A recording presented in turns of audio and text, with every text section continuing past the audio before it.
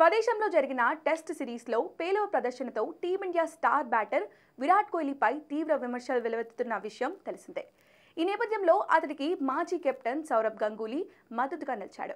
త్వరలో ప్రారంభం కానున్న ప్రతిష్టాత్మక బోర్డర్ గవాస్కర్ ట్రోఫీ అతడికి చక్కటి అవకాశమని, అతడు తిరిగి ఫామ్లోకి వస్తాడని ఆశాభావం వ్యక్తం చేశాడు.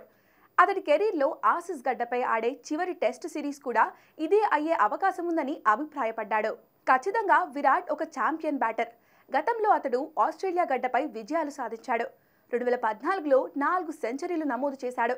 2018లో ఒక శతకం బాదాడు. ఈ సిరీస్ను అతడు తీవ్రంగా తీసుకుంటాడు.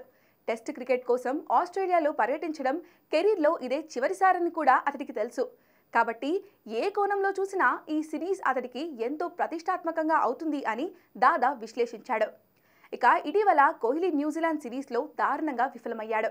స్పిన్నర్లను ఎదుర్కోవడంలో ఇబ్బంది పడుతున్నాడు. ఈ విషయంపైన గంగూలీ స్పందిస్తూ అతడి ఫామ్పై ఎలాంటి ఆందోళన లేదన్నాడు. ఆ పిచ్లు బ్యాటింగ్కు అనుకూలించలేదని, ఆస్ట్రేలియాలోని పరిస్థితులు వేరే అని వివరించాడు.